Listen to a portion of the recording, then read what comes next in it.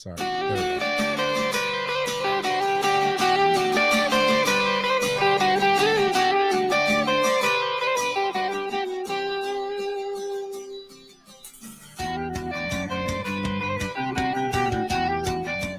It is such the right time to be awesome together.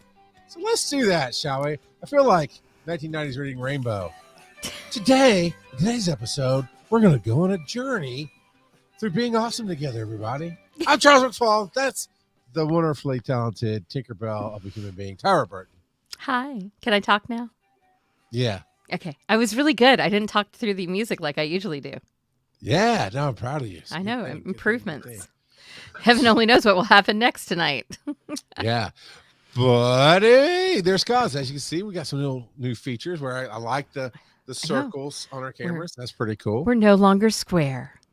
I wonder why. I'm just playing with the back and forth. Yeah. So, okay. Sorry. Choose which side I'm on. The dark side. So, I mean, no. Okay. You would be the penultimate dark side Jedi. Nobody would see it coming ever. No. Ever. You're like, you're so awesome. Force choke. Tell me. Look me in the camera eyes. Look me in the camera eyes and tell me you don't want to force choke some students sometimes. Never. All right. Well, you are a better person than me, which makes you more susceptible to the dark side. Hello, I don't want to force choke them. I just want them to read the syllabus. You just want them to be afraid of the force choking so they'll read the syllabus. Got it. Yes. Hey. I used to scare football players. Now I'm older and I don't scare anybody, and that's kind of sad. Hi, Soldak. You should inspire because that's who you are. But you're talking about your day job, which is somewhat is adulting. So tonight, I basically put this kind of in the vein of. Oh wait, I gotta read this one. Soldak says. Yeah, okay, cool. Force choke is a great card in the new Star Wars Unlimited card game. I'm gonna want to play this. This is not good, people. Yeah, I had not heard about that one. Sorry, Tyra. I haven't either. By the way, Kaz says hi. Yeah, I've said hello, Kaz. We gotta say hello to Kaz. And we are going to put you to work soon, Kaz. Both with the track and with the show. It's just a matter of us getting. It's something we're going to talk about tonight. Getting our adulting done. Oh, geez, I'm so tired of adulting. Right. But this is kind of a Chasing Excellence episode, yes. Where really the whole theme of the Chasing Excellence episode is Chasing Excellence is exhausting. It is so exhausting. And so tonight I titled it "Be Awesome Together: Adulting as a Creator." And I thought, we're going to talk about our life struggles with adulting as creators, and we probably will give you some inspiration on how we overcame some stuff. Sure. But sometimes you just need to sit here and go, "Oh my God, I'm so tired of adulting. This is crap, Tyra." It is crap. And I do have a list of things to talk about. So besides it, so I'm adulting right now. I'm writing stuff down. I don't even know who I am. I spent 9 hours in a car on Sunday trying to get home. Okay. Where did you go that you were deported? So we went to Charleston for a conference, a marketing conference I go to every year. Someone's got an adult on the stream, Grooves for Life says. Yeah, not me, not tonight. I have no power. I can't throw it up there. But we were in Charleston for an academic marketing conference because that's my day job. And I was adulting. Oh, that's right. Yes. And meanwhile, we were praying our house was standing because it was in Kennesaw where the storm was supposed to come through. So lots of anxiety, but thank God we have amazing neighbors who kept track of us. And our pet sitter got out here to give our cat her pill so that she got her Prozac because she needs it. And but we headed home on Sunday. We did the adult thing and we bought gas before we left Charleston. And thank God, because if we hadn't, we'd probably be in Aiken, South Carolina right now. It was literally horrible. There was no good way to... Huh? Literally? Literally. There was, first off, the devastation in Aiken and Augusta was amazing. I mean, just trees down like you couldn't believe, no power, no water. I'm not even going to tell you about the bathroom situation because that I would like to forget. But so they had no power, no what? No water. Carry on. Horrible. Just saying. Sometimes it's good to be a guy. I'm not. It was not good. But you couldn't go north because it was bad. So we had to come home I-20. And what was at the end of I-20? Me? I was at the end No, of I-20. a fire, a chemical fire. Yeah, that's half a mile from my house. How are you feeling? I don't have superpowers yet, so I'm feeling very disappointed. I would be disappointed too. Well, Yeah, no, God's got it. yes. Yeah. But yeah, so yeah. they shut down 20, and then we had to take surface roads and trying not to breathe, and we finally got home. Chlorine. It's not chlorine gas, which is a different beast. It is straight up chlorine with a few other things, and that's all. It smells like you're at a swimming pool when you get too close. Did you get to see the fire cloud? Because the smoke cloud, it was very impressive. I have pictures. Yeah. This is not the first time this has happened, and I've been around every time. Coincidentally, not like they're on property. I didn't set the fires, people. I didn't set the fires. Are we sure? I've just been, well, the first one I can definitively prove I didn't set the fire. I'm not sure about this one, but however, I did get the notification to stay in your house. My gig on Sunday morning. Actually, before that even happened, just a notification that I-20 was getting backed up because of the fire. I'm like, and as soon as I heard fire and I-20, I went, oh, it's got to be BioLabs. It's so frustrating, but it's ultimately for us, for the humans, not in the zone around it, because zone around it is pretty heavily smoky and pretty heavily chlorine. So there's some evacuation of that area, but other than that, the rest of the area has been okay. Well, and it's gone east. Yeah, I bet you got. How far back did you get stopped? Oh, they closed 20. So like we were running parallel to 20 because they closed 20, and then at some point you couldn't go that way anymore. And then we had to cut over and weave our way over to Stone Mountain and 78. Yeah. Yeah. 9 hours. 9 hours. That's how long it took to get home. Yeah. Well, yeah. I never was so happy to see a Starbucks in my life. Well, it definitely wasn't the Conyers one because that one's slow as crap. What? Yeah, it is. I love Starbucks. I've gotten spoiled by going up like Kennesaw to that Starbucks and it's nice. To a bunch of different up in Marietta. There's this little one that's only a drive-through, like Starbucks in a box. You can't go in. It's really cool looking, and it's super fast. And when I had to go train on the base there, Dobbins, I think it is right there. That's the Starbucks I went to every morning. And even if I was running late, I knew I could stop by there because they'd crack out that coffee. Conyers, you're going to be in line for like 20 to 25 minutes. Oh, well, in Charleston, we spent 20 minutes in line at a Starbucks. It was bad. That's rare for, in my opinion. It is. That's rare for that company. Not up here, but let me tell you, I was never so happy to see a clean Starbucks bathroom. No, that's good. I'm just saying. So, what kind of brought this on was what I'm talking about my struggles. I'm tired of adulting. And I know you and I have worked together actually recently. I lectured and we went to dinner all that stuff. And I want to talk about getting inspiration in life too. So help me remember that, cause okay. I don't want to run more than like 30, 40 minutes without going, hey, Charles, you said something on inspiration, dummy, and get to it. Like, yes, ma'am. We need somebody. But yeah, Cause is the wrangler, and that's going to be fun. I love Cause. But I was realizing,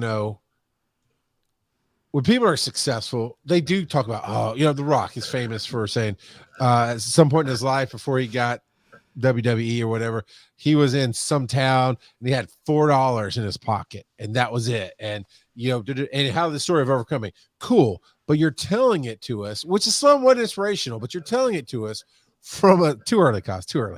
It's from a point of extreme success. Like by the time that story was circulating that he was selling, he'd already done the WWE, he'd already become a movie star, and thank you.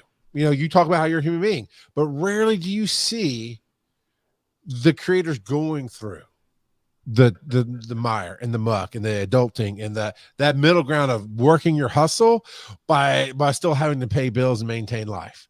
And speaking from my own experience, that was a lot easier when I was younger. Yeah. Because I had a simpler life, ate ramen noodles, and lived in a crappy place type of deal. Now I have and a you could do that, life. and it was fine, right? And now I have a taste of comfort, so that's harder. But now you have a wife and kids. Yeah, whatever. Oh I my mean, gosh. I can't take him to a ranch like you can't, Tyra. You take Shane to the ranch, you leave him behind No, me, no, no. Dobby I go out take for walks. It's all Dobby to the ranch. nah, sure. Yeah, no, it's Sure. Dobby. Wink, wink. Gotcha. And I just want to shout out Canine Ranch for keeping my dog an extra day because I could not get home to him. Yeah, well, honestly, you've always talked highly of them. I do. They could come be awesome with us, be on the show, and then sponsor us. I That'd should be try to amazing. get that. Would be fun. Actually, That would be Shane. fun. So I can't go Sunday. So Shane is actually taking our pup to a puppy birthday party. I see how mad you are about not being able to go. I'm so mad. I'm Yeah. so upset. I want to go so bad. So I got to go get birthday presents for the birthday boys. Yeah, I feel like I'm no, a I mom. get that. Okay, anyway, No, I go get back that. to your story. You know, the Uh, struggles before well, the success. I was just confirming it hit me about halfway through the day today because I was doing a lot of adulting and I'm tired and there's still stuff going. There's always going to be stuff going on at work, right? Right. And I texted you, was like, hey, I think tonight's just me and you. Like, us. yeah. Yeah. And you said yes, but then you come back with, oh, I'm almost done with this. I'll be back on my game. And like, I'm feeling the same way. Right. I get reminded and asked when season 2 of Finding the Sword is coming out, and I start. So this past Saturday, I spent all day working on Dragon Con stuff because I needed to make sure you did. I got it off of your StreamYard. I appreciate that. You had that freedom. And then we'll this talk about Saturday, StreamYard in a moment. Yeah, I'm writing that one down, cause I still need to get all the videos off of this StreamYard, and then a few more people have reached out since I started posting last week. That videos went up. They started reaching out for audio. And so I'm like, cool, yeah, I can do that. But it's like last night, got home, my wife was gone. I didn't even think I forgot. I didn't even think about doing my TikTok live. Did she mean to be gone? I mean, was this scheduled or should I worry about you? Can prove. No, she went out driving with Lyft. Okay. She was out earning some money, making that car payment that we have. Gotta do something. Right. But I was so tired. Brain wise, and I know I will coach everybody all day long of, hey, you got to take a break. But when I'm in those moments, I feel like I need to do something to push myself forward as a creator. Right. And I didn't even think to pull up TikTok and do gaming on TikTok last night, which is probably fine. I just chilled out, relaxed. You needed to relax some. Whatever. I don't remember what I did last night. Honestly, it was Tuesday night. I'm sure I watched something and played something. Oh, I did. I played Borderlands for like 3 hours. That was cool. There you go. I cleaned off my hard drive. Yeah. So I adulted. Let's talk about that struggle because you and I were great when we were together. We bounced off each other in the schoolroom. We talked plans at dinner, on panels here. But when we were apart, going to lecture, we set aside time about the class, right? And so I get a taste of what you're dealing with. And good kids, but kids are kids. My own personal kids drive me crazy. Like, just do this thing, just do it. So you have to rinse and repeat. You do this every week. I do it like twice a year. We do 2 classes in a day, and then you're like reminding this, and you're planning that, and checking on stuff. And then you're working for Dragon Con for track or digital media track for free. As in we don't have you as a volunteer. Like I'm just this here. show. You're doing. Man, you just want to sit and vent about how tough it is, or yes. I'm not even sure where to go talk about. Let's get it out. I mean, I have a mostly supportive husband. Like, he's a super supportive husband the majority of the time, but sometimes our schedules are just foobarred. Like, today was one of those days, and our friend Sean is over from Cyprus, and I was thankful because I didn't know he needed to go into work, so I had meetings, and I had to arrange the dog care. So there's things that falls on me as part of our partnership that is a lot of adulting. So I'm thankful. We came home from the trip. Hi, Valencia. He's already done all the laundry, bless him. I've got the dishes caught up. We're doing the things that we normally do, but it's making sure the dog's taken care of. I had a new laptop ready for me at school because mine was 5 years old, and that's the replacement cycle. It is amazing what you cram on a download folder on your work laptop in 5 years. I'm just saying. A lot. A lot. I went through all of it last night and this morning. And it just seems like it's the never ending thing. Like we were at this conference and I just wanted to lay down. I just wanted to have a nap. But he was there on vacation, wanting me to go out with him, wanting me to go shopping. And Right. I just wanted a minute to myself. Yeah. But we went shopping. We had a great time. I've got Let me great hats. actually- They're behind me. Wow, that's cool. But All right, hold on. We got to give you the full screen. I want to see the. Oh, nope, that's you just me, got not you. What? That's not What? you. I got to swap you, and then I What? got to do that. And now I got to, hold on. Ooh, what? Just buckle up. Buckle Can up. anybody hear Charles? Oh, that's my real life you're seeing now. Why did you Well, have the to do hats. that? The hats. Oh, I got hats over there. I suck at this. Over there. You Okay, there can't- they are. I got I got new hats. So I thought you just said the new hats went up on the wall. no, the new hats are on the sofa behind me in a bag. In a bag. I missed the bag part. So so that was the thing that I realized. I have got to find a day when I don't have to answer to anybody.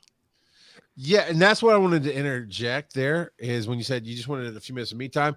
Let's be real. We want a few minutes of guilt-free me Yes. time. And Oh my that's gosh, the hard yes. part. Yes. Right. That's why I get excited. Like, yeah, no, she was gone. And that's why I think I should do more because we had a little bit of a pattern for a while of how she drove Lyft. And so there are certain Right. nights that, I mean, especially nights I had a show, but there were like Fridays. She Oh, would Friday's take a off good night to drive. early, and now she has the whole day. She can go on Friday, but she would she'd be gone by the time I got home. So I'd grab something to eat. I'd grab a cigar Right. and some scotch, go out in the backyard, do a TikTok video, and then smoke my cigar and work on editing it and posting it, and just chilling in the Right. weather. Right, guilt-free me time. But when she's here, not that she's ever said I need to Right. pay attention to her. And actually, not that long ago, I was like, I'm gonna go sit outside. She goes, okay. She just sat at the kitchen table. I'm like, just bring your butt out here and watch your TikToks. I mean, and there's mosquitoes and whatnot. But I'll get her out in the backyard soon. But that was still a Mosquitoes are little bad. weird for me. It's like I want to sit out here and smoke for a bit. Yeah. She doesn't, and that's okay. But it's hard. It's hard, Well- right? When especially when you're busy, like you're talking about. And of course, he doesn't You want wanna to have go, time together, Tyra, let's too. go shopping. We got to get lumber. Right. He's like, let's spend time together, really. Right. Right. He really That's- wants to spend yeah. time together. But And I love guilt. that. I love the fact we've been together. You've been together longer than we have. And for him to still want to be with me, to still want to spend time with me, that's like super important to him. And that was his priority. And otherwise, I've just had all these people at this conference, energy taking. And I just needed a moment. So Yeah, I'm going to ooh. go check into a hotel one day next month. Yeah, I want to answer that question here. In a second, Yeah, let's do. Liz. Pop it up. But I want to before I lose my place. You just said, "Crap." Hold on. Rewind. Flip it. Reverse Pause. it. Cause No, I you got just said something specifically. Yes. I talked about how Spending- he likes time with him. Yes. Oh, that's it. Thank you, Cos. The conference about people taking energy Aw. as creators. Thanks, Cos. Well, okay, I'm going to speak for myself, but it sounds like you and me are in that same Venn diagram of creation. Yeah. When you're peopling, I've heard people say I'm over people. Maybe it's different, maybe it's not, because I can be around people a lot. And when I'm at DragonCon, it's almost recharging. Right now, I physically get tired because it's a lot of moving and everything Right. else. But the being on stage, being in front of me, coming in lecture, recharged. So that's when I say people are taking our energy. Yeah, when you're talking to somebody or you're sitting next to them, or people, there's just something about when people come and ask you questions, it does pull out of us, Right. and we need that rest. And that's just kind of that quiet time because And you're always doing. I know this will shock you, but I volunteer in that organization too. Yeah. And I run registration. So shocked. So shocked. But you get a nice little working vacation out of it? Yeah, no, it was great. I mean, I can't complain. I love Charleston. We had some good food. I got some beautiful hats, which I'll show you eventually. I have to turn off the camera, turn around and get them. But, and I had a blast. But the one thing it told me, and it's kind of interesting that you and I have had dawning moments in the last few days of each other, was that I need me time. I need some time where I don't have to take care of the dogs. I don't have to take care of Shane. I don't even really have to take care of me, where I can just go and create and write Yeah. and do the thing that I need to do. I just need some. I'll figure it out. It's not going to Yeah. happen anytime soon because the next 3 weeks are insane.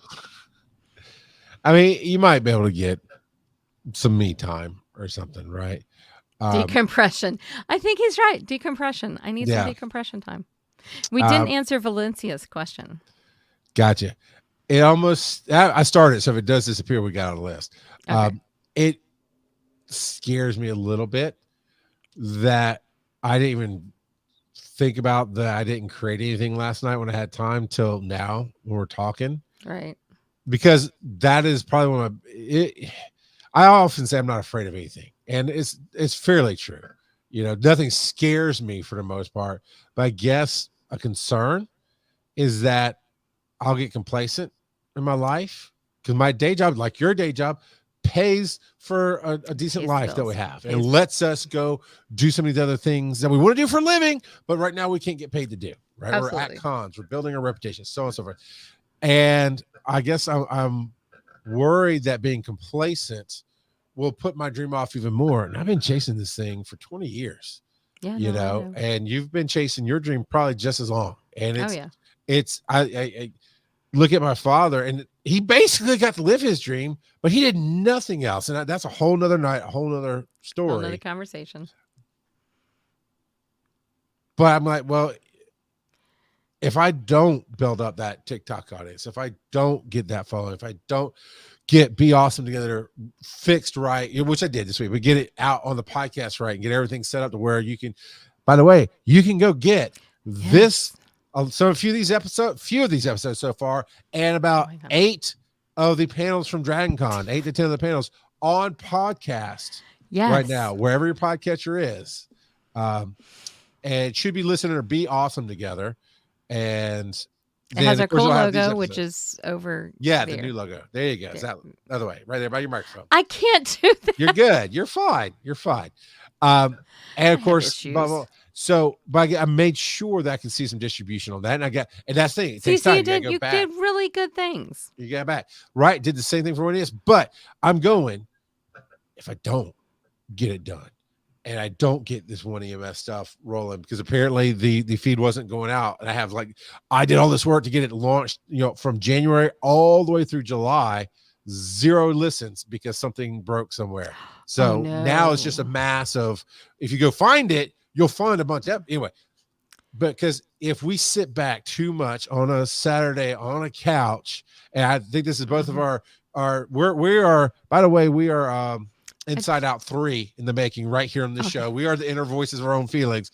But if we sit on that couch for too freaking long on Saturday, we will grow old and die in these jobs that are jobs to us and not our dreams. Well, I'm a little luckier than you are. I mean, I love what I do. I enjoy what I do, but I don't it's love not committee my dream.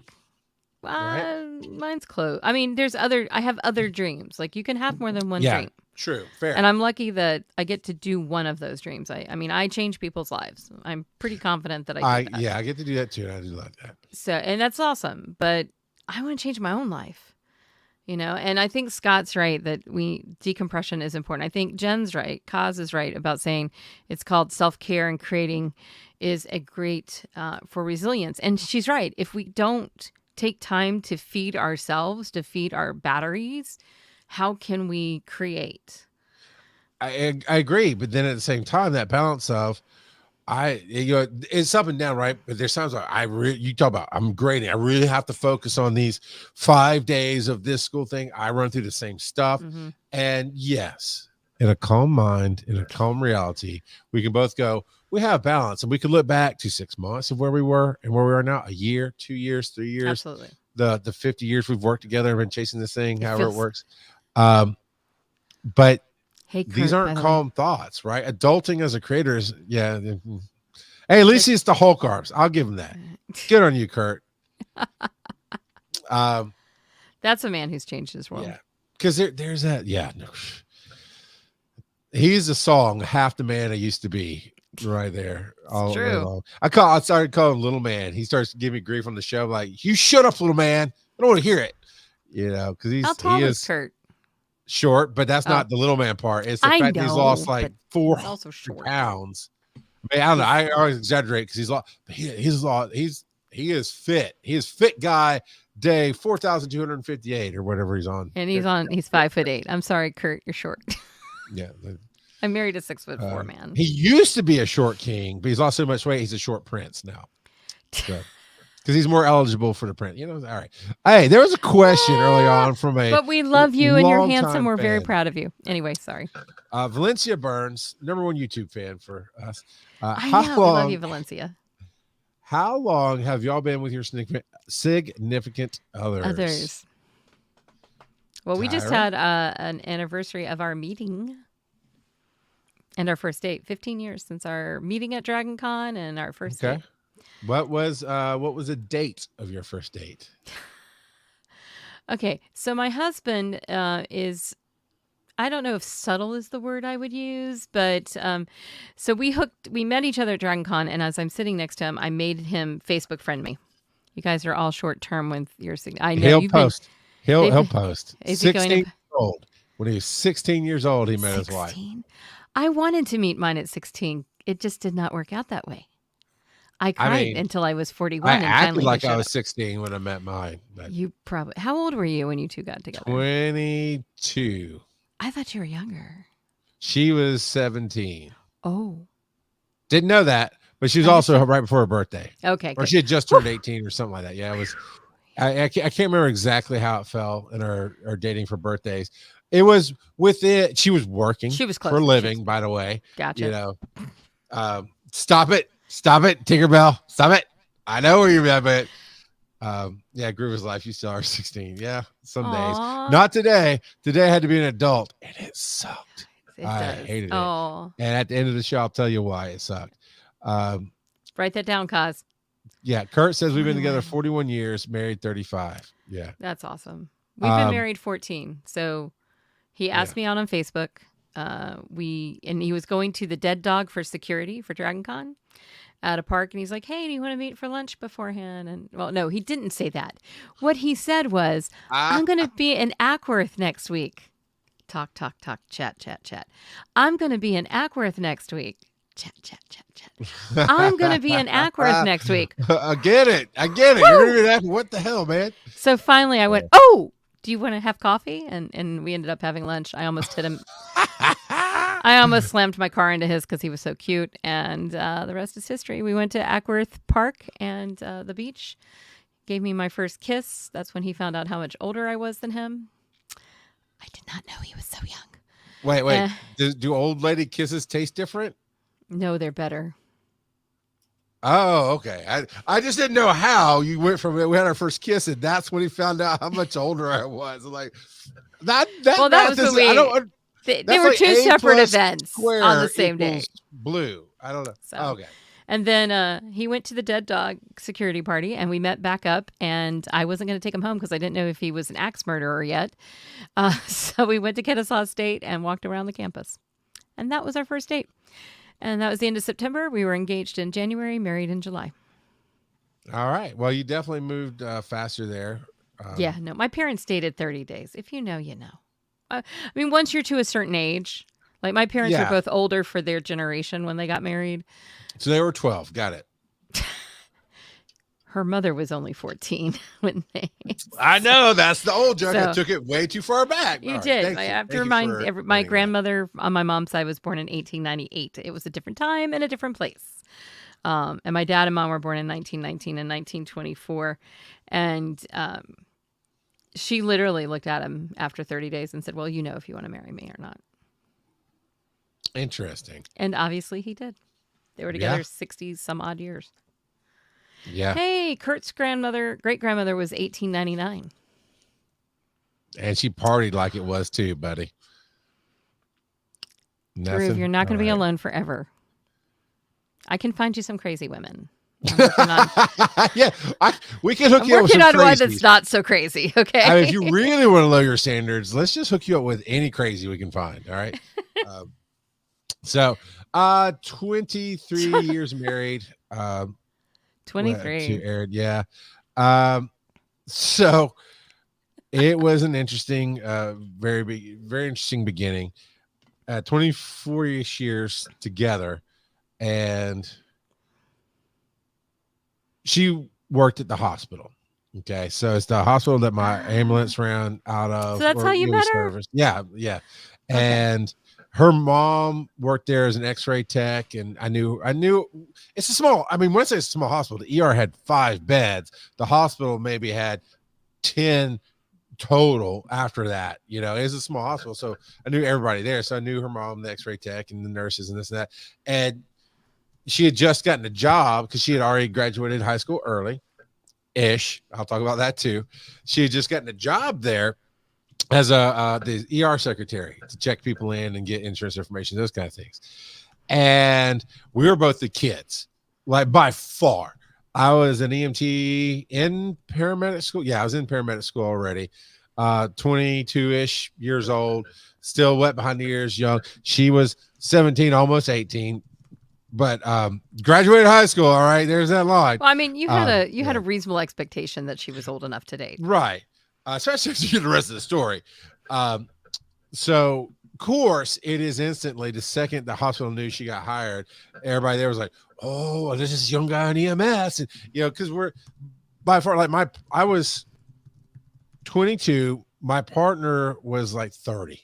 Everybody was 30 or older that I worked with. I was the baby of the company. In fact, I was the youngest paramedic. Once I graduated paramedic school, I was the youngest paramedic they had for like 5 years before they hired somebody younger than me as a medic. It was crazy. Anyway, so we are there to, I think we're picking up a patient or something. And we go, I see somebody come walking across the parking lot because they had to park way back. And she's walking across the parking lot. And, you know, we go in to get all the paperwork from the ER, whatever. We come out and she's holding the door. And she was cute. You know, it's fine. But my partner, who, again, 30, once he found out how old she was, he backed off. But he thought she was cute too. And he started sniffing around to the people in the hospital. And the others, so he tells the story. Oh, no. Once I found out, when she was too young for me. Also, when I saw you were interested, I backed off. The other story that gets told is everybody in the hospital went, you go near her, we'll kill you, because they knew who he was. They knew what he did on the weekends. It's like, yeah, no, you don't. This is a baby. You don't get to go near her. So either way, it's fine. So you were close to a baby, so they decided you were okay. Yeah. I was clean shaven and shorter hair even than this, because that's what the job required then. So you want to talk about baby. I looked like I was 12 years old, but I was a giant 12, right? I'm like that kid in Shrek. Make him make the noise, daddy. So when Shane shaves off this, he looks 12. Yeah, right. So I don't shave this off. No, he doesn't. He does not get to do that ever again. He's still very handsome, but he looks super young. So different things commenced. People started leaving little notes on our behalves and whatever. Aww. So finally, I got talked into asking her out, and nervous. Don't really do that. This is the first time kind of out of the house on my own, kind of in the world. Okay, I gotta adult. This is the part that didn't suck. It's adulting, but I got to adult a little bit and actually talk to somebody, a stranger, and say, "Hey, would you like to go out with me?" and all that stuff. And so, did you do better than Shane?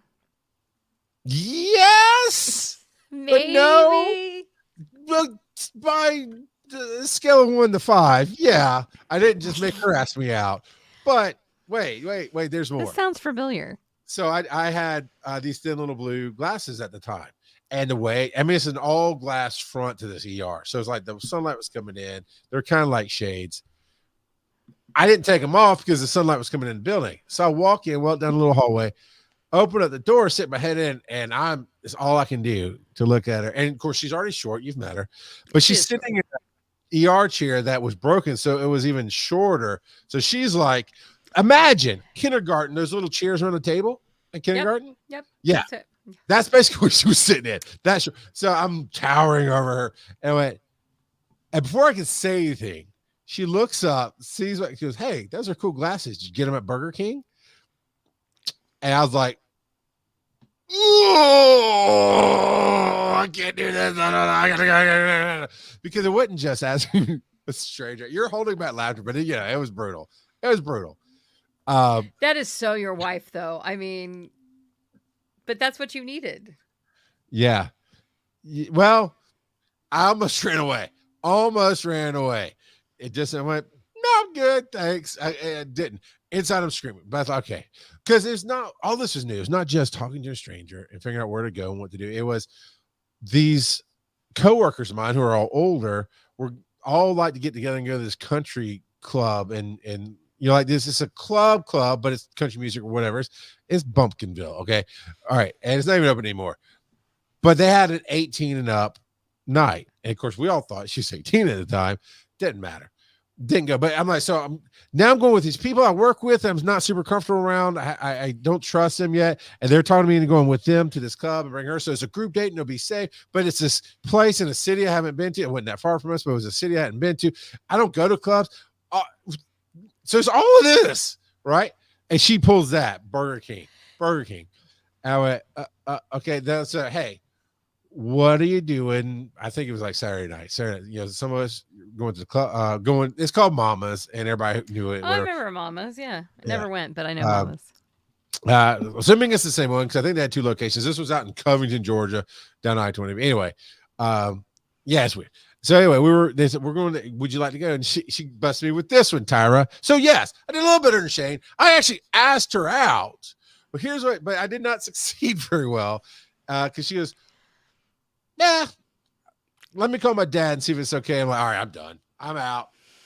What do you mean? Call your dad. I'm out. And I went out there. I was like, how'd it go? I was like, first she made fun of my glasses. Everybody goes, yeah, we get that. I'm like, shut up. And the second was she had to ask her dad. And that wasn't good. So yeah. That was when you found out she wasn't quite 18.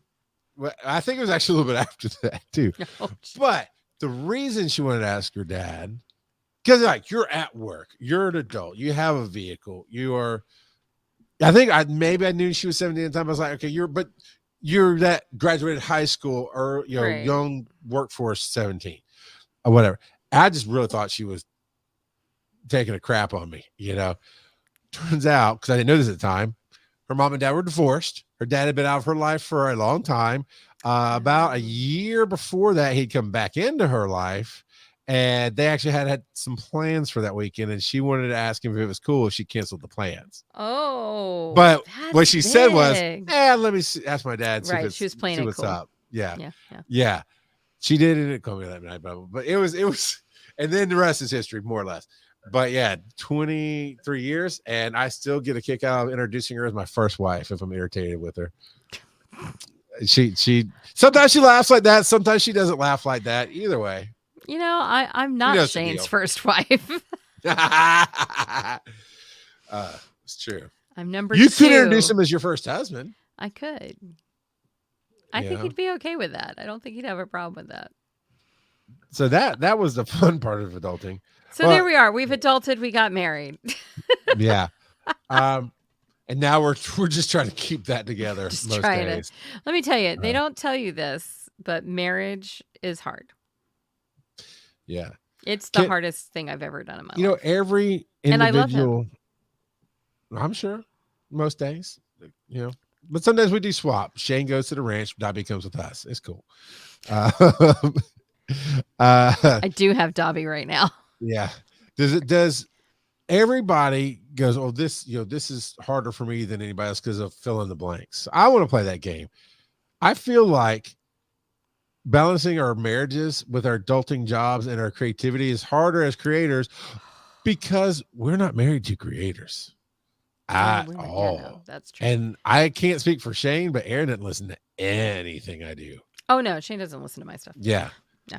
He did come to a couple of my panels. I was really proud of that. That was really good, mostly because he wanted to see somebody else on them, but that's okay. But he's creative in a different way. He's a cosplayer. He's a woodworker. He has a forge that he needs to set up, which scares the bejeepers out of me. But he definitely does a lot of workshop home stuff. He's built things like he built the covered the lean-to over our deck. He built the stairs on our deck. He's extended our deck. He's amazing. We just create in different ways. Like his usually takes physical energy and mine's mental energy. And sometimes creative mental energy is just exhaust you in the same exact way. So I am lucky in that sense. Like he understands, but no, I can probably tell you he has not listened to anything I've done. Valencia says, I almost got married. I've been engaged once. That was over 20 years ago. I don't think I That was me. That was me when I was 41. I'd almost gotten married in my early 20s. And I had some friends, had some buddies, you know what that means, through the years. But I didn't really. You said friends and buddies. Those are the same things. What does that mean? Not talking. Tinkerbell does not talk about such things before 10 o'clock. Because Tinkerbell knows she can't say words like that before 10. Look, there's some stories I never need to hear. No, just true. saying. I didn't meet Shane till I was 41. I was going about ready to turn 40 when I met him. And so I had spent almost 20 years. I'd lived alone literally for 18 years when I married him. And then there was a dog and a man in my bed, and that was really confusing. They did not go home. They stayed. Yeah. And I would get up in the middle of the night and go sleep on the sofa because I just couldn't handle it. It took me a year. It took me a year being married for me to be okay with the dog and the man and the cat and me all in the bed. I get that. That's a lot. So Valencia, you never know. That's all I'm going to say. Hey, Scott's single. He's handsome. He is handsome. Gotta find. So Groove and she's not even crazy, Scott. She's not even crazy. There, we did our work. Well, we got to find one that's not crazy. We did. Valencia's not crazy. Oh, that's so there, Scott, Valencia, you're married now. It's done. The Trax job is done here. Yep, we're good. I've only set up one couple in my entire life. Me too. And they're married with 2 kids. Same. Well, that's true. Groove, you can post that one. Yeah. He says, I'm crazy though. You're good crazy. Look, all you gotta do is find the damage that matches the damage. I mean, I don't have the time now.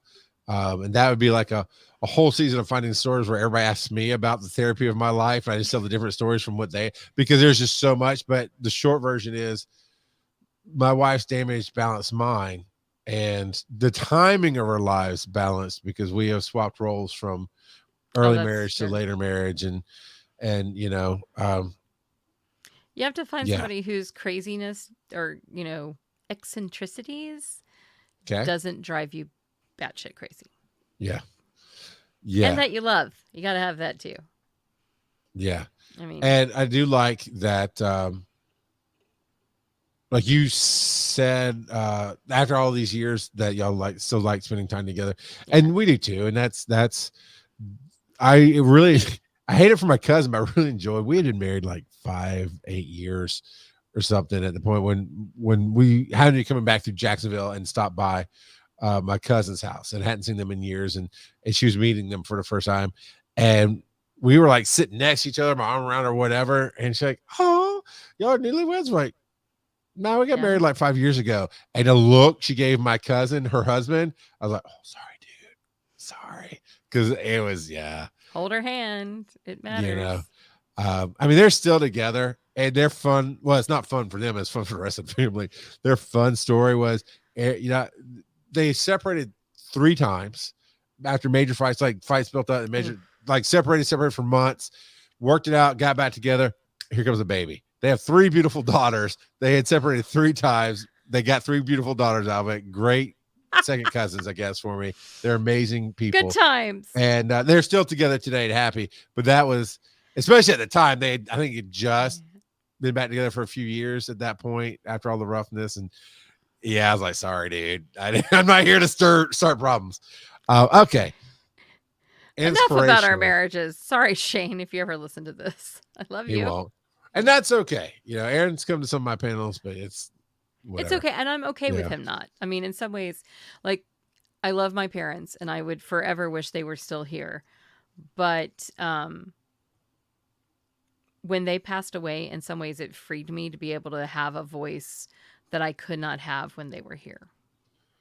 I get that. I don't have to think as much. And the fact that he doesn't listen and I'm always respectful of him as a person is fine. And Jen Cos just said, remember inspiration, StreamYard, and why it sucks. Yeah. Today I sucks. also have other things too. So let's get on it, All right. Mister. And What we do you can want to go do long, next? but yes, thank you. We're on those. All right. So inspiration. Man, it's hard finding that balance between what you want to do and what you feel like you have to do and try to simplify your life. Oddly enough, I had a yogi come across my TikTok recently, and this kid trying to be a little funny is like, "Can you tell me the answer to everything?" He went, "Yes." And the short version, I'm not going to draw it like he said, but the short version is when you have options in front of you, pick the one that most excites you, even if it's just by a little bit, and carry that as far as you can take it in life ethically. And then understand that was that time. And every choice you make is the one that excites you the most. And that got me thinking, and I saw that like this week. And that got me thinking about, okay, there are parts of my job that I really do enjoy. And there are parts of my job that excite me.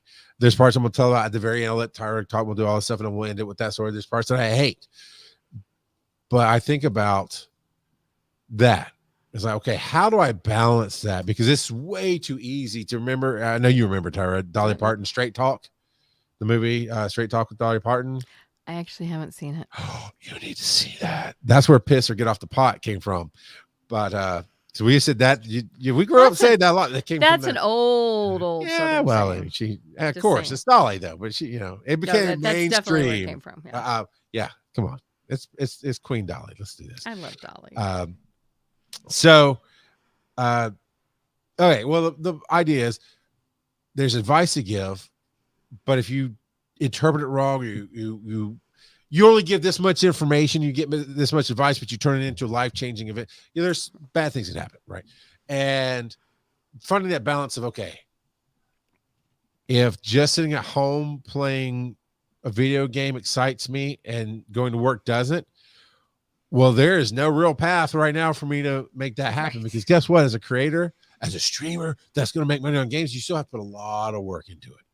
Right. So there's that balance. But I thought about, okay, how do I start handing off the things in my life that don't excite me? And we've kind of been circling around this idea because we've talked about the collaboration that we're putting together of people going, no, I can really do editing. I can really do marketing. I can really do video. I can really do this, do that.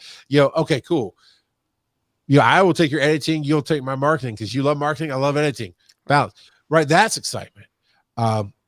That gives me some inspiration right now of going, okay, there are definitely times when you need to be okay to let go because the worst, and I love Bobby Blackwolf to death, but I think the worst conundrum he could ever have is being offered just enough money to go host game streams and those charity runs that he does and those kind of things, to do that and leave the job that he loves. Not like, okay, that's stupid money. Just enough. That'd be a conundrum for him, right? But I'm there, and I can't speak for you. So when I say I don't know if you're there or not, it's just because I don't want to speak for you. But I'm at that point now I can let go. The right thing comes along, the right time. I've learned lessons on how to mix things in life and how to balance things. And when I let go, I didn't mean I have to leave that company, but it goes, I want to do these parts. I think it's fair for this price for me to do these parts. Right. Taking a pay cut, right? Helping you build the other thing. And I can do these things, That's my inspiration. What you got, Tyra? So I hit an age. I'm 56. I just had a birthday, as we all know. It's not my birthday, but it was my birthday. And as I've gotten older, it's like, like I was at this conference on Tuesday at Mercedes-Benz Stadium, and it was super cool. And it was about digital stuff and yada, yada. And I met a lady who, when I saw her, I thought, oh, well, she was talking about starting a second career. And I was like, oh, well, she probably just got laid off. She's probably close to 60. No, she was younger than me by a lot. And I just made me step back and think, oh, I'm 56. There's stuff that I want to do. And I'm getting to the point where, I'm going to eventually retire. We hope to get me out of the day job in the next 5 years and do the next job, do the next thing. And so we were talking about finding what's next. And I know is next. I know that creating and podcasting and streaming and all that is a part of it. I know writing is a significant part of it. There's stories that I know that I can tell that they're gonna do well, and I know that in my heart. I know that just in a way that I can't express, in the way that I knew that Shane was my other half. But I have to find the time to do it, and to find the time to do what's next, to build what's next. You do have to start to say no. And so I have failed at that this fall so badly because there were things at work that just I couldn't say no to. There were things that had to be done. But in the spring, after I've done all this work in the fall, it's going to be, nope, I just can't do that because I did so much last semester. And so it's learning to say no. And I'll have to find the podcast. It was from, it's a marketing podcast I listened to, but he had this guy on there that talked about when you take on something new, you need to let go of two things to make space for the new thing. So yeah, let go of two things. Why two things? I think the reason is because when you take on something new, there's more time involved with it because you have to give it more energy to get it started. But he talked about letting go of two things to do one. And it really resonated with me. I'm going to have to go back and find the podcast because it made so much sense. And I was like, well, I can find one thing, but can I find two? Because I sat down and I made a list yesterday. I was like, Tyra is, and because when I was younger, I wanted to be a Renaissance woman, and that was kind of like my call to action. Okay. I became that. I'm a musician, not one that you would ever want to pay or hear sing, but I studied music for years. I'm very creative. I'm a writer. I'm a podcaster. I'm a teacher. I'm a brand builder, a mission statement builder. I'm a marketing strategist. I'm a social media content creator. I'm all these things. And I became what I wanted. So now what do I do with that? What do I do with this amazing, that's a good question. This amazing like swirl of all these things that is Tyra, and take them into what's next. And so that's my question. That's my journey over the next probably year or so to try to figure out how to get to what's next. And what's next for me is definitely writing and creating. And man, you talked about those balances and saying no. So I need to get things right at this company I'm at. Like by right, I mean processes, systems in place. So the people run it, and I can go be nothing other than what I see him do on Shark Tank. I can go be Mark Cuban. I can go out here and do this thing and help this person. So I don't know his ethics, his morals. He seems like an okay guy. I just like him as a business guy on Shark Tank, right? No, he's a great guy. I mean, I like Mark. And we tend to, like, when I watch that, I'm playing Shark in my head, and I've learned from him by watching him, but we tend to have some of the same mindsets and personality. So I just identify with him the most there. But he gets to go do that show and create new business for himself. He gets to go I don't want to own a sports team, but he gets to go own a sports team, party with them when they win. Yeah. He gets to go do his life. And that's Brian, who I work with on One EMS. When we first started that, it's like, okay, we need to find somebody to replace me at this job. Because no, you just need to learn how to delegate and get the right people to do the job, because there's no reason for you not to be COO of that. And I'm like, no, I don't serve two masters. And I still kind of need a little bit more separation, but I still learned a lot over the last couple of years with it. But his point was, that's why I brought up Mark Cuban, because he flat out knew I watched Shark Tank with this one thing he and I shared. He goes, do you think Mark Cuban goes and sits in an office all day at all of these companies that he owns?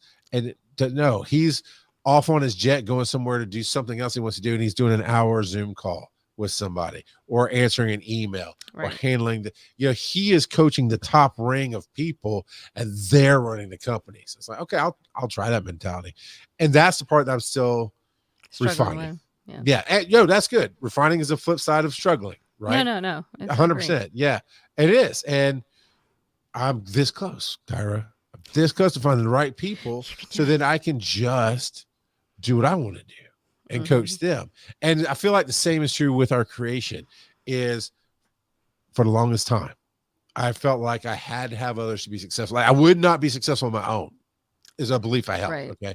I didn't say that way. I always said, well, the more, because I had a lot of great talent to help people, as even Scott can agree to. Yeah. I love picking on Scott. Scott's my We boy. love Scott.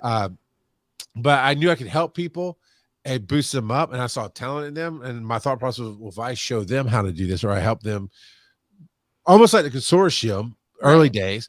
But the whole realized, well, if I make them rise up, then I'll rise up with them, which is backwards.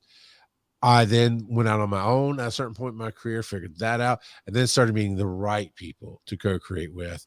And I feel like we're just on this edge of not needing other people. Like we're bringing our own realities that we have crafted ourselves to the situation that can then change the reality for all of us. And you get that next step up, or that next, it's the band clicks when the right singer drops in, and, or, you know, fill in the blank thing there. And I think I'm close to both right now, is working with the right people, pushing in the right direction, and creativity. And the band is starting to click at work, and we can just, That's good. I know I can see it. I can see the steps that we're paving right now, that we get these locked in by the new year. I'm a free man. I'm still running the company. I'm still getting that nice paycheck because I have the option of not. I mean, not I could just walk away, but I was given an offer to just do one AMS, but it's a significant pay cut because that's what one AMS is bringing in right now. Yeah. So like, hold pin that thought, universe. Bring, you know, well, if I'm talking to the universe, bring me those opportunities that let me hustle in the way I like, which is I'd love to do 2 speaking gigs a month, traveling, you know, and getting paid. And okay, I can put that hustle together with maybe some production hustle, and that's bringing in passive dollars with the one AMS stuff. Done deal. Who do I need to train and coach? You know, so hopefully that was inspirational. Tyra, you brought up you want to get on StreamYard for a second. Well, I have StreamYard issues. Before I get on StreamYard, I just want to say that anybody out there that's listening, or if you know of people that have been impacted by this storm, North Carolina, the Asheville area and surrounding small towns have been devastated. So if you know of local businesses there that are able to be open or doing mail order that you can order gift cards from, that's a way that you can tremendously impact people's lives in the here and now.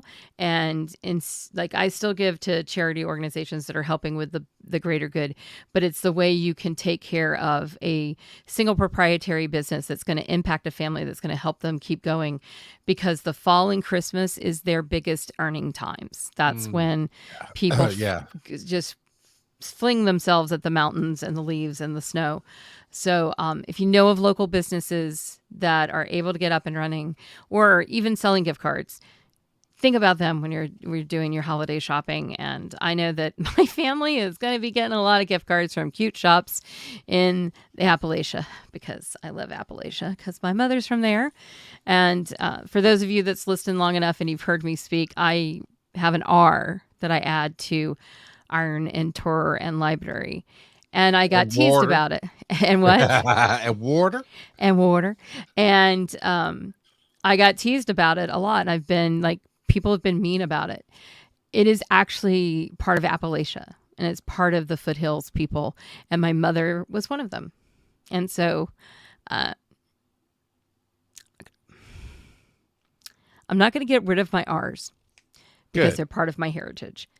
And I think that we all need to sometimes take a step back, because like, I love the Cajun dialect. I love the Southern dialect. Enjoy them, embrace the differences. And it doesn't mean that if you speak differently that you're less of or less intelligent, because I'm a pretty sharp cookie most days. So here's to ironing and water. Well, also, I don't know about you, but the cookies I eat aren't sharp. Maybe cheddar. You're really sharp cheddar. Sometimes I like a good cheese straw. Yeah. Cheese straws are my comfort food. They're not my favorite, but they are, because it cuts my mouth or something. After a minute, I can only eat so many, but I love the cheese straws. I could eat the whole thing. I'm just gonna. I love cheese straws. So go out, support those local businesses, and bring them some water. Yes. So now let's talk. First off, I will get those thumbnails up on those YouTube videos that Charles has posted from the con, but not today. I put together a good placeholder thumbnail. You know, it's okay. decent. It's picturey. Next time, tell me, because it takes like 5 You were seconds. busy. You were busy. It was Saturday. It was insane. I was at the anyway. So whatever. Because what did we establish earlier? Tyra needs to say no more. So but I already said no for you because I knew if I said, "Hey, can you?" You would have gone into a corner. No, it would take me 5 minutes. I set it up so that I could make them easily. Well, guess what? That 5 minutes can come later too. Past me took care of future me. There you go. Now, had you let me know you were traveling for 9 hours and you're in the passenger seat, I'm like, oh, cool. Use your phone internet. Work on these. These are yes. Well, and I've got a car with hotspot now. By the way, I got a new car this summer. Yeah. Anyway, I got to ride in it. It's really cool. It's cool. I love my screen. So StreamYard, I have a bone to pick with you.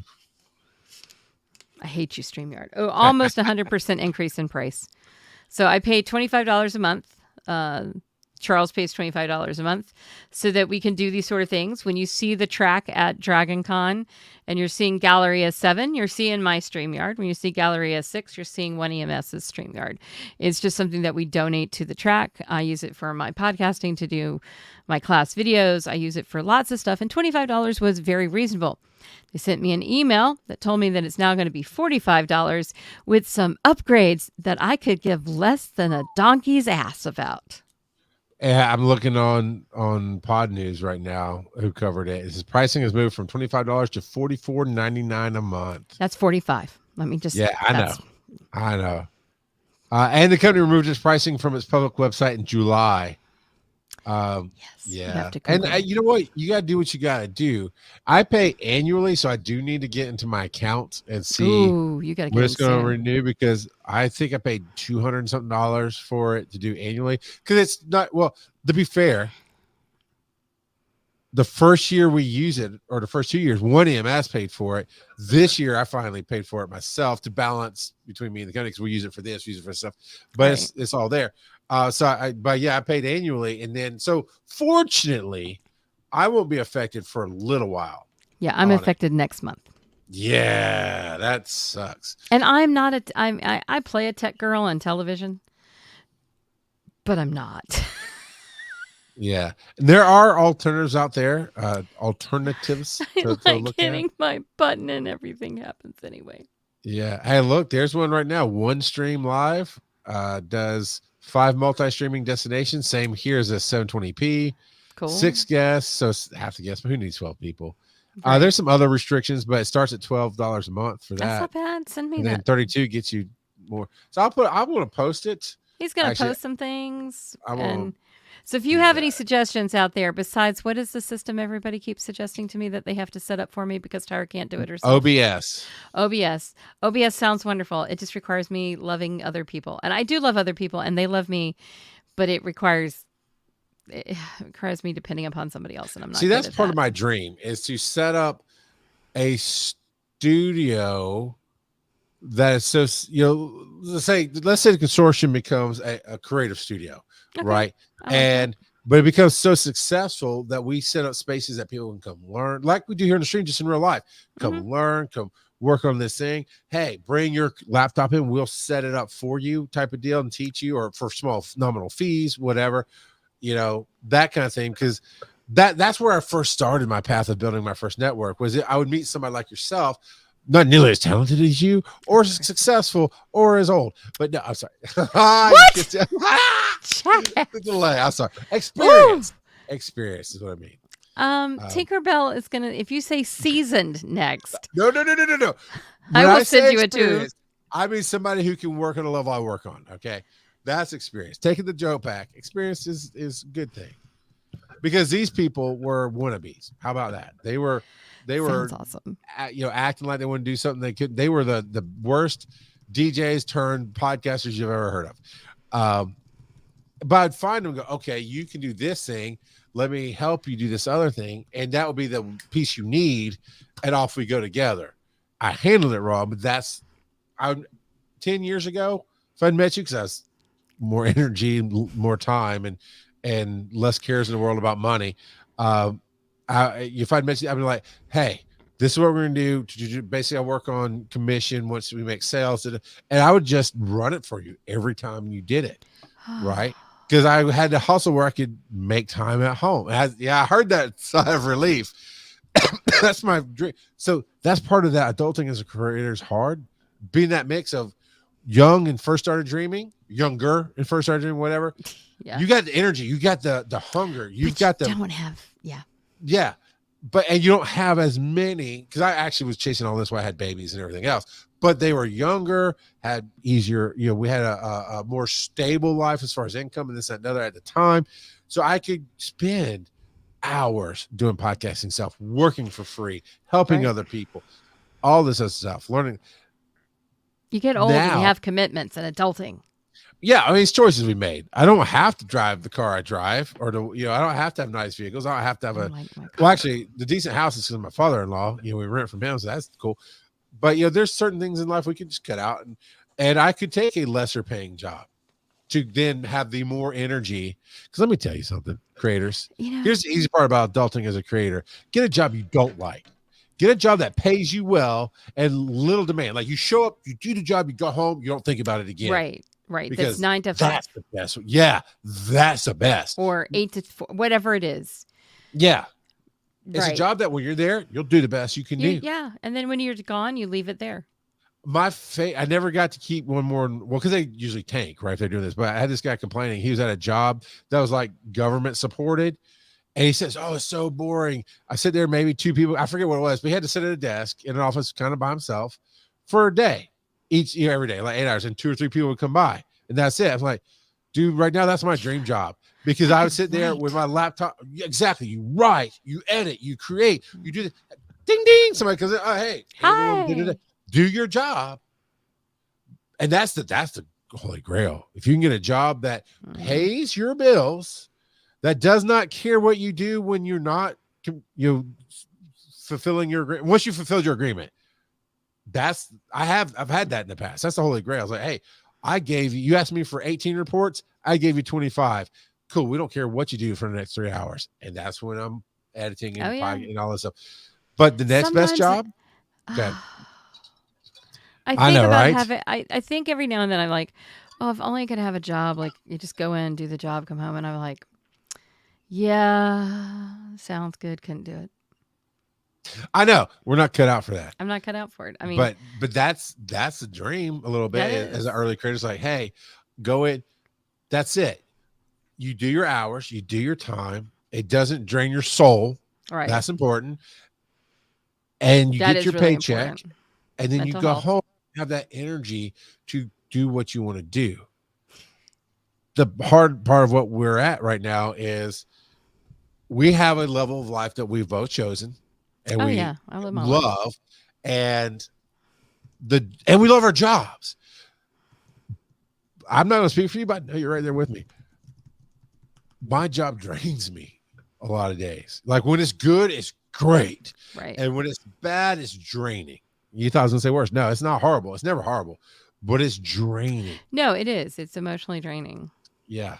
And because of who I am, I literally who have done a lot to make it happen. He would kill for a job like that. They're unicorns, man. I found one in my career, and it was doing medical reports. And literally, I could outperform I had a 10-hour shift. At 6 hours, I almost doubled the requirement of reports I had to turn in. And that's all they care about because they charge per report to the clients, like almost like lawyers, right? And they did not care that I spent 4 hours every night doing my editing and recording and I started building my podcast empire then. And I happened across it because I was a paramedic and they needed one at the time. You never can tell sometimes on the outside what it looks like or what that unicorn is going to be. Yeah. So I tell you, Scott, if I hear one, I will let you know. Oh no, 100%. I mean, I think the thing with us is neither my job or your job is 9 to 5. No, exactly. I was going to make that point. Like I run the company. I mean, I work. I grade in the middle of the night. Exactly. Yeah. I cannot Man, there was a few sessions Tyra and I had, I'm at my house, she's at her house, and we're on Discord, and it's like midnight, and she's just finished grading, and we're hammering out some banners and some stuff for Dragon Con, and we're just working, and we work till like 1:30 in the morning, doing that, both having to get up and do stuff. Put what Kaz said up there, because this is true. Okay. For me, boredom begets laziness. Yeah, begets being annoyed. For having to do anything begets hatred. Yeah, no, it's true. If you want something done, who do you ask? Somebody's busy person. busy. Yeah. Because they know how to get it done, and they want to get it done. And I agree. I think I talk about a job that would just be 9 to 5, but I wonder if it would make me lazy. No, not now. It wouldn't. I can guarantee you, because you got me and Phil and Travis and Steven going, hey, come on, woman. What you doing? Yeah, we're all trying to get out of this hellhole. Let's go. But without that support group, maybe, because it's easy to go, I'm not feeling my book today. Or you see, now that's complacence. Yeah. That's complacence. Is that it's not you sitting outside drinking a scotch and smoking a cigar. True. When you needed a moment. That is the difference. Nobody asked you for a callback. Nobody asked you for a callback with inspiration. You're right. Groove said he'll take boredom over busy and soul draining. Definitely over the soul draining. Yeah. Soul draining is bad. I mean, it doesn't either way, whether I know. He says I have zero energy for the BS I deal with. When I don't know who was I'm getting there, Jen. It's the last thing. Somebody had said that when you do what you love, you never work a day in your life. It's not true. I'm right there with you. It is not true at all. It's not true. Now get the heart behind it. Yes. Because I've gotten on stage, like running a low grade fever, feeling like crap. Enjoyed every minute on stage. I was there and put on as best a performance I could. And those who knew me knew I was sick, and they knew the energy level was down, but it did well. And I loved it. And then after that, I was like, leave me alone, Motrin. I'm going home. F the world. I'm out. Right. So that's the heart behind is you don't work a day in your life. I did not consider that any of that work. It was, knowing it was work. I love what I do, but some days it is work. Absolutely. You gotta edit that thing. You gotta push it. You gotta get past yourself. And the hardest thing to do is to do for yourself. Yes. And then you gotta identify truly the things that are okay to not like. And this shifts back into the adult world, and this is gonna. Is this your why it sucks? Yeah. Okay. Before you do that, this is just because we are connected to Dragon Con. So what the heck? Let's talk about Dragon for a minute. Talk about Dragon Con. Don't forget there is one more hotel going on sale at the end of the month. That will be the Westin. I think it's October 29th. Do not quote me on that, but do go. They've got it all updated on the Dragon Con website under hotels. The Hunger Games are real and they are anxiety inducing. I just had 3 of my friends on Discord as they were trying to get rooms at the Marriott, and the level of anxiety was off the charts. And so just keep looking, know that there's going to be rooms open up. I am pleased and happy to say that we have a room. Thank you, God. Because Tyra does not like the Hunger Games at all, which is why we don't stay in a host hotel anymore. But do keep out. The Westin is the next to happen. Also look and see when the charge dates are for the deposit and for the second payment on the rest of the hotels, because after that happens, there will be rooms that open up. So anyway, that's your top tip from Tyra today. Now, good. Back to Charles for why it sucked. Man, that would have been funny if I hadn't choked up. I don't smell toast. They just sound like I smell toast. Give me a second. Now, I don't know what all that was. Just ride with. I was going to say, you know what grinds my gears? And then something just got caught in my throat, and it was just done. All right. I gave you a great lead in. Like I did you my newscaster. Do it again. So that's Tyra's top tip for hotels and Dragon Con. And coming up next, we have Charles bringing it home with why it sucked. Like a chump. Thank you, Tyra. You're welcome, Charles. Back to you in our studio. Mama Booey. No. All right. The things that are okay to not like. right? I do understand what I'm learning running this company will apply to the next steps in life. Because what I truly do want to do is build not just a media career, but a company around that. Not like Gary Vee, but like Gary Vee. He started off speaking. He still gets that's his feed to his soul is speaking and guiding people. But he has a media company that helps a lot of people do a lot of cool creation. So I know I'm going to run a company at some point, and I'm learning lessons there. But here's a big part I don't want, because I love believing in people. One of my favorite things at Dragon Con or any con where I'm on a panel, not just doing a show, is when somebody goes, I think I can do this, and just focus on the positives of what's in their life and not any of the negatives. Like, you can be great, whatever you want to be that human. Here's the positivity coaching, but it's up to you to take it. And after this 5-minute interaction, you're gone. Yeah. But I need that in everybody, right? I need that kind of adulting in everybody. Because can't people just be good people? I wish. And good is relative. I'm not talking about good or evil, but I'm talking about like in EMS. Okay. Tyra, you said we don't work 9 to 5. Like, we take phone calls, emails, do things after hours, because that's who we are. Because you could say, nope, I got my office hours from 11 a.m. to 11:05 a.m. If you don't give me that 5 minutes, tough cookies. Well, actually, that's not the way it works. Well, yeah. but no, I get what you're saying. I mean, I teach till 6:15. Right. There are certain limits you can say, I'm not answering emails. I'm not doing phone calls. I try not to grade on the weekends anymore. I try anymore. And that's something you could have done from the beginning. But yes, sure. Same thing. I try not to answer my phone after a certain time. It depends on who it is, because I know certain people and why they're calling me. Right. Text, I'll look at and see if it can wait. I've had to train myself to do that because emotionally it weighs on me. Just deal with it. It's like barriers, boundaries. If it's something that can truly wait till tomorrow, I want it to, but that's hard for me. We do that kind of thing. So that's what I mean by good people. Like, the job, you're going to do the job. All I can do is explain it as in depth before I hire you. This is the job. Right. And I'm struggling with paramedics. It's just this last thing to overcome in this one piece of the puzzle in my company. And I had this good one.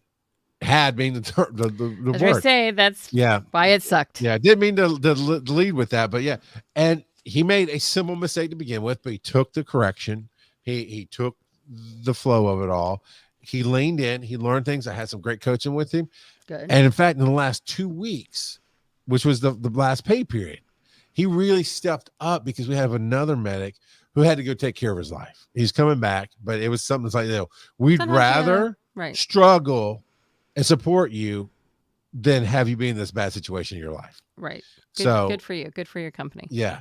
And so in the last 2 weeks, because it was kind of last minute, this medic stepped up. I mean, why did they say they stepped up? They worked a lot of hours, and they're getting a great check, but they did a good job as well.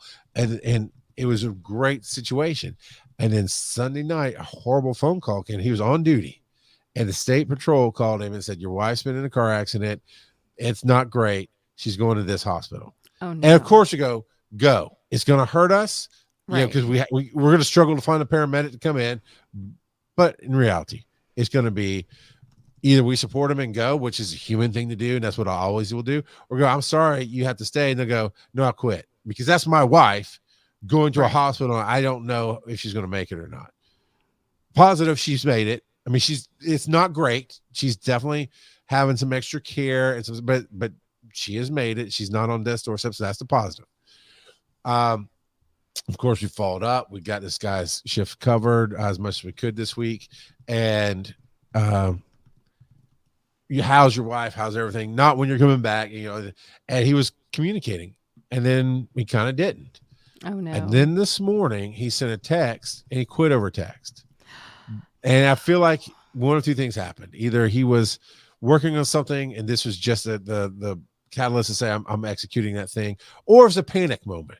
Right. But the two reasons he quit was he goes, no, I got to thinking, which is always a bad thing in these situations. Talk to people, get information, let people bring balance to you, because I'm speaking for my own self. I don't know if he has kids or not, but he was worried about his wife, and he hasn't mentioned kids.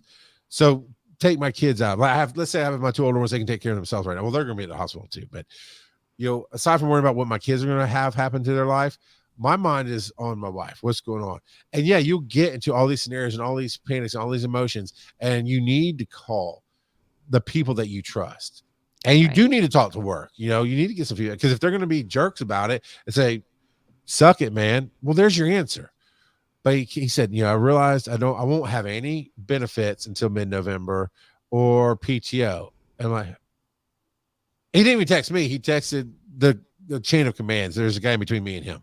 Okay. He texted that guy, and that guy, of course, did his job. Tried to call him, phone number's blocked. But basically, he decided to take another job because this other job they had worked at previously had said if he came back the first day he started, he could have benefits, which I'm like, that's not how insurance works, man. No. But I wouldn't have told him that. I wouldn't have argued with him, but that's not how insurance works. Even if you go work today and somehow they get it active today, it doesn't cover this weekend when all that happened. No, so it's not. To me, that's not a valid immediate reason to jump ship. I would have given you PTO. Nobody said you couldn't get PTO. You never asked. I mean, we were going to talk to you. Right. Yeah, he assumed. But then he quit, and then he blocked the numbers. Yeah, that's not good. Here's the worst part. We have a policy in place that we stress, we bring it out. I actually learned it from some other fast food corporations with teenagers, honestly. But it says, if you do not give a 2 weeks notice, or you fail to work out a 2 weeks notice, you'll get minimum wage. And we've enacted it a few times, so now legally we're bound. Right. And it's to say, work with us, because I had too many, especially young people who just, this thing's going on in my life, I don't need to worry about work. It's like, no, you fail to understand that I have to spend a ton of money and time and energy replacing you. So I need that time. Yeah. And before anybody argues, it's not part of the story. We can talk another show about, places can fire you. That's not this show. We have a policy in place just to help protect the company and just encourage you. Talk to us. Everything that we write, everything we do has a heart of talk to us. We communicate. And when you quit over text and all of a sudden I have to cover this truck Saturday with somebody that I can't do myself, because I would, and I might lose the contract with the hospital because of it. I'm just trying to keep people from doing that moment. So that's what I went through, Tyra, is I'm like, that was my first thought, because it's my mind, legal, this, that. Okay, well, that's the rules. And I'm like, man, his wife's in ICU. His heart's hurting. He's panicking. And my heart went there. I'm not sure what to do, because also my heart is what I started with. Be a good human being. Right. Just say, can I have some time? That's all you had to do. Can I have some time? Right. Yeah, man, you can have some time. We'll give you 40 to 80 hours. I don't know. We'd worked it out. We'll give you some PTO time to help cover until you figure it out. We will find out what's going on with the benefits, because I don't think November is when you're getting benefits. I'm pretty sure they should be kicking in any day now. Let's talk. Or if you talk to me and say, hey, I can't talk you out of it, I'm going to ask you to do your best to be there on Saturday, because you only gave me like 2 days. Right. And we already had tomorrow covered. And he was picking up Saturday. It's like, give me some stuff here. Yeah. I would have at least talked to me. Because consequences, there are choices or consequences. So I'm like, man, it's not the rules, and the rules you have to abide by them. It's like, but this is exactly why we put these rules in. So when I say his paycheck was probably 2-week paycheck was probably going to be about $5,000. We pay a lot of money for his position because we really need good people in that position. Right. And I don't want to take your money away, but at the same time, I might legit lose his contract because of this moment. And then I can't pay any of your coworkers. I got to let that whole division go if we lose that contract. Right. And so I'm struggling with that. And I was like, everything we teach in our company, everything I try to teach in my life to anybody who listens is choose your life, try your best to never burn bridges, and find, like we just talked about, find that balance of advice of people to help keep your head on straight. And we teach that in our company. We teach that everywhere. And it just threw such an imbalance today that I had to make it on my own. I couldn't call the boss and run it past him, the owner, because I knew what he'd say. And And I called him after I made a decision, and I called HR and talked to him about it, and they took care of it. And I feel bad because he's going to go from $5,000 to like $1,000. And I don't want to do that to him. I know he probably needs it. But you broke the rules, and my hands are a little bit tight because I have enforced on other people who are bad people. So what, you took his salary for 2 weeks because he didn't give you 2 weeks? Yeah, it goes to minimum wage. For the work that he's already done? Mm-hmm. It's in the pay period. That's questionable, I would say. It's a legally written policy to encourage people to give 2 weeks notice. And it's a private company. And I don't want to do it, Tyra. That's why we talk about people being good people. Right. If I didn't have people, and it's happening, well, not worse, about the same situations where we're struggling, and somebody's like, oh, my husband wants me to go over here, so I'm just not going to work my last 2 shifts. And I literally have nobody, so I'm having to tell patients they can't go.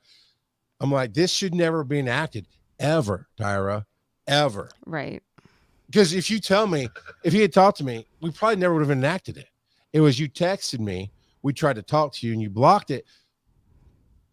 You can hear I'm stuck, and that's why it sucked today. Because I'm with you. Yeah, no, I think it's a shitty policy. I think because it's for shitty people.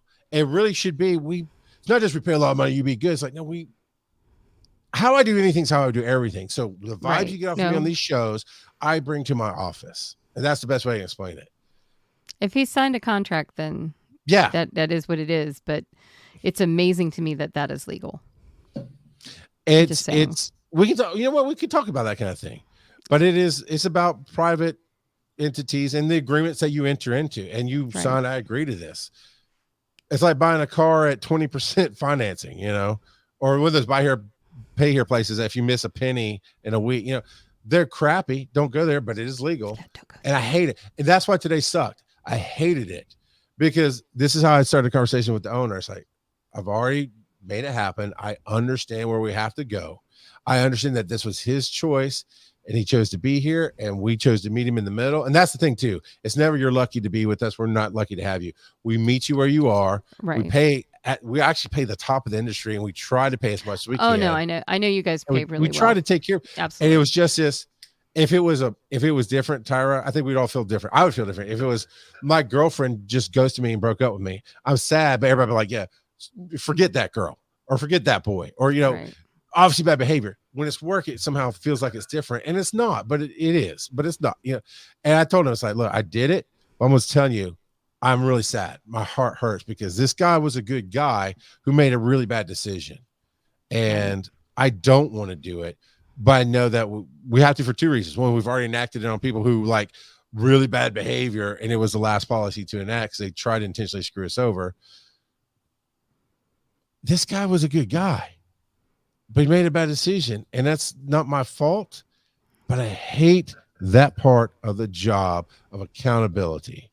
And so, Tyra, when we run our company, I want somebody else to handle that part of it. Because I wouldn't have done that. I just couldn't. 2 years ago, I wouldn't have either. I would have found an excuse not to. I've been through a lot of experiences that hurt financially and professionally and personally, to say protection sucks, but it's kind of like a prenup. Honestly, think about it that way. One, I'm with Tyra. Read your handbook. Always read know your what you're contracts. agreeing to when you take the job. Yeah. Right. And 100%. It's not just contracts. Literally every job. You go work at Taco Bell, you sign something that says you read the handbook, which means you agree to whatever's in that handbook. And it's not a contract, but it is what keeps you from getting unemployment or sometimes a full paycheck. It's just, and honestly, I got that policy from Sonics. My kids worked at Sonics, and I was flipping through the handbook and like, well, that's an interesting rule. And like, oh yeah, you hire a lot of teenagers who don't give a crap. Yeah. But here's the thing. If you've done the work at that pay scale, I'm wondering how legal it actually is. Well, maybe at that pay scale. Yeah. I mean, I'm sorry. You can put my, you're not paying me hardly more than minimum wage if I'm working at one of those places. Right. No, kiss my. Yeah, exactly. So, and no, I'm really sorry you had to do that, because I know that had to hurt you. And I want to be clear. I'm not just sorry because it hurt me. I'm sorry because it's going to hurt him. Yeah. And it's going to hurt him way worse than me. And I hate that it happened. Yeah, no. And that's not, by the way, if a news company gets a hold of that, it's going to be bad. Even then, if one person who we've enacted on before gets it, here comes the lawyer, and then we lose. No. We lose that lawsuit because No. we What did I it to them. Yeah, Yeah. it's a PR nightmare. Yeah. Just saying. And this is where we Okay, balance, that was 'cause sad, honestly, Charles. I know. That's why I saved it to the end. Why did we save the sad to the end? Because who wants to go on with the show? Yeah, here's a funny moment. You have R's in your words. I don't know, Tyra.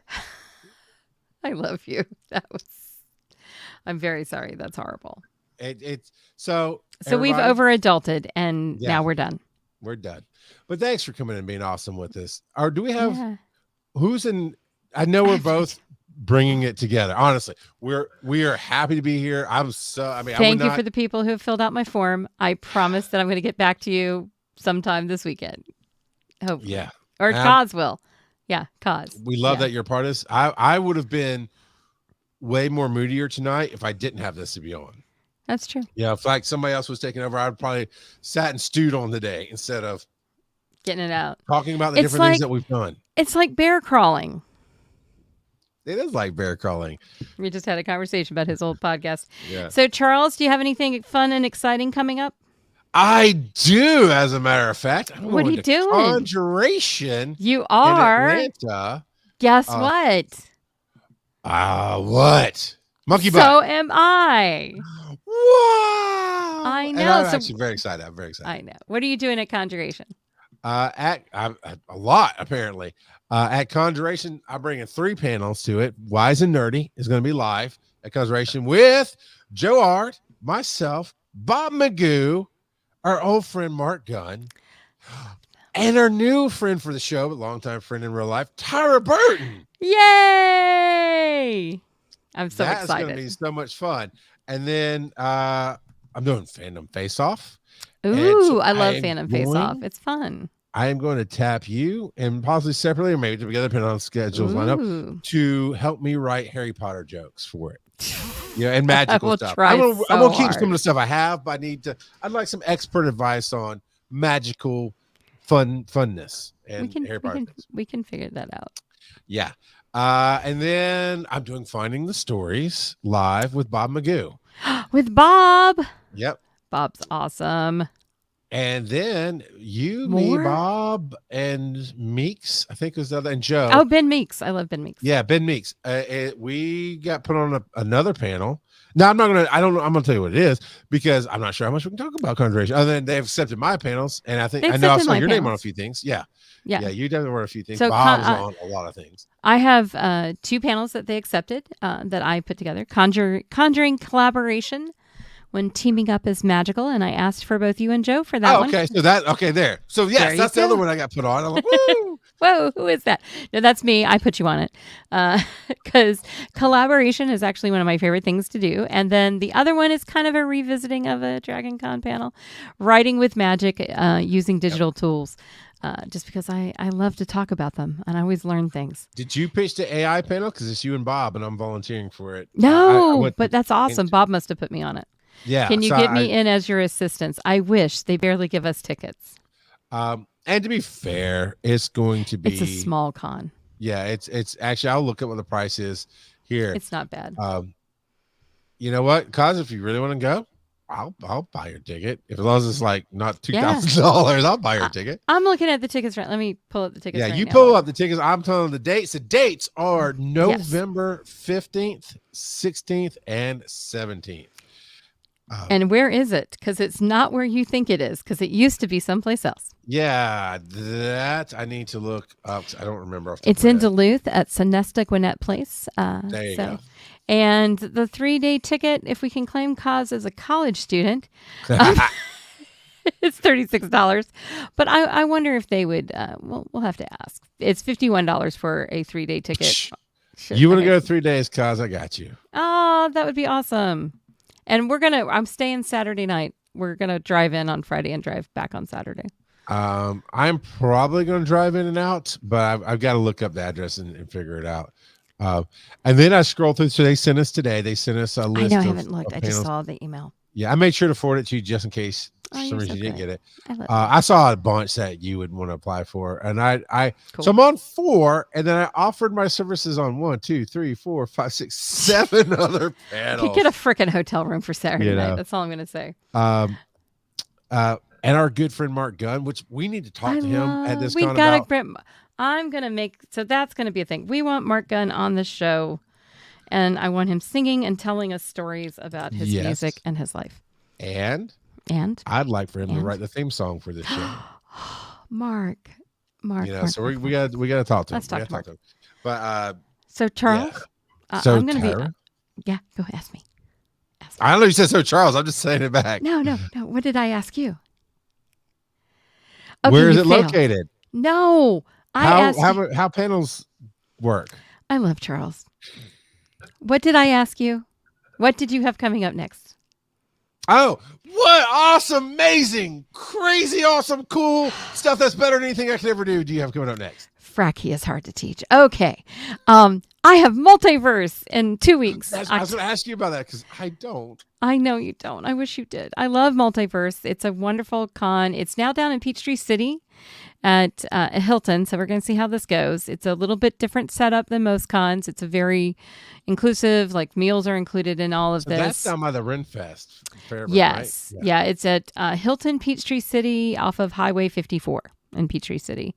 Okay. But there's a good out back there. Yeah, I don't know how all this is going to work. We're going to find out. But Studio 42, sponsored by Do You Validate, is got a free-to-use dedicated space for podcasters, streamers, and content creators that you can reserve time and capture amazing content right in the heart of multiverse without interruptions or distractions. And I've thought about signing up for a time period. It sounds so exciting. Yeah. No, I'm looking. I can get for pre-reg is still open until October 11th. So I get paid this weekend. $65. So I'm gonna grab a ticket. It's $75 at the door. So I mean I'm saving $10. And I think $75 for 3 days, not bad. Not bad. And they have horror, science fiction, fantasy, writing, gaming, a bar. Just saying. And apparently there's some dining packages you can buy. Yes, they have. It's amazing. I got to figure out what I'm getting. I have to figure all that out. But I'm going to be there. And then Charles and I are both going to be at Chattacon in January, I think. February. I don't know what I'm doing in January. Probably, I don't know. But we'll be there. So you get the chance to experience us out in the wild, is what we're saying.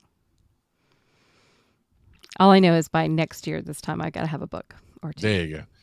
Sorry, anyway. We lost connection there. I don't know which one of us but I had to wait for it. But Chattacon's February. So we're excited about that. Haven't heard more details, but we shouldn't because it's a long way. And we won't get details till November, December-ish.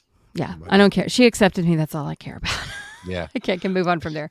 So anyway, go ahead. Did I tell you about the email I got? So it's Regina Kirby, who does all the programming for DragonCon, runs the program for that too. Did I tell you the email I got from her? No. Because I just happened to check it. It was literally like 5 minutes after they'd opened the submissions. I'm in there, and then not even an hour later, because this is July, I think, when they opened submissions for that or whatever, and it's still like we're in the dog days of getting ready for DragonCon. She goes, "I have your submissions. I know you're coming, but I'm not going to deal with this after the con." I'm like, "Yeah, got it. But I'm just letting you know I'm coming." She was really sweet. She sent me a note and said, awesome. "We can offer you a membership and blah, blah, blah." And I was like, "Yes, that's great. Thanks. See you after con." She's the best. She is. I love Regina. So anyway, I hope you're out there being awesome. Charles is awesome some days. I'm awesome on the other days. All right. Next week, we're going to talk more coolness, and we're going to be awesome together. I don't know. So. Next week, that's my cue. Sorry. What? Huh? That's my cue to put on some music. So go ahead. Tell everybody bye-bye. Bye, everybody. I wish I had an upcoming schedule for you, but I don't. So just come be awesome with us, and we'll fake it till you make it. Fake it till you awesome it. I don't know. Bye, Valencia. We love you. We love you, Groove. We love you, Cuz. Kurt, you're okay.